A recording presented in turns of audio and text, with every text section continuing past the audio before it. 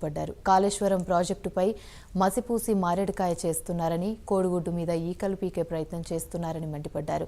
మేడిగడ్డ ప్రాజెక్టును పునరుద్ధరించడానికి దృష్టం పన్నాగం పన్నుతున్నారని ధ్వజమెత్తారు. మేడిగడ్డ డ్యామేజ్ సమస్యను నిపుణుల ద్వారా తెలుసుకుని బ్యారేజ్ను పునరుద్ధరించాలన్నారు. రేవంత్ రెడ్డికి చేత కాకపోతే దిగిపోవాలని తాను సీఎంగా ప్రమాణం చేసి మేడిగడ్డ నుంచి నీళ్లు ఎత్తిపోసే బాధ్యత తీసుకుంటానని సవాల్ విసిరారు. వెంటనే చేపట్టండి అని చెప్పి మేము శాసనసభ ద్వారా ప్రభుత్వానికి చెప్పాం. కానీ ప్రభుత్వం ఏంటంటే దాన్ని పూర్తిగా దెబ్బతీయాలని, పునరుద్ధరణ మీద దృష్టి పెట్టకుండా ఇదేదో గత చరిత్రలో ఎప్పుడు జరిగిందేదో జరిగింది అన్నట్టుగా చెప్పే ప్రయత్నం చేస్తూ ఉన్నారు.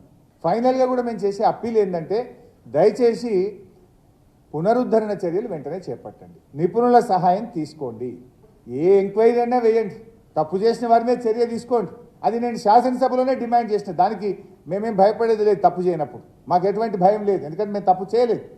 ఏదైనా టెక్నికల్గా సాంకేతికంగా సమస్య ఏందో తెలుసుకునే ప్రయత్నం చేయండి. ఇప్పుడు దాదాపు 2 నెలలు దాటి 3 నెలలకు వచ్చింది, ఇంకా మీరు కోడిగుడ్డు మీద ఈకలు బీక్కుంటా బురద చల్లుకుంటూనే ఉంటారా?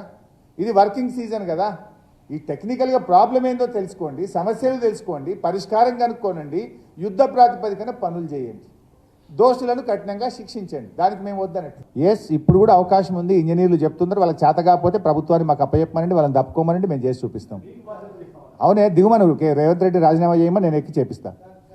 రేవంత్ రెడ్డి రాజీనామా చేయమను, నేను ముఖ్యమంత్రిగా ప్రమాణ స్వీకారం చేసి నేను చేసి చూపిస్తాను. నాకు బాధ్యత ఇస్తా అంటే I'm ready to take it. ఆయనకు చేత కాదు,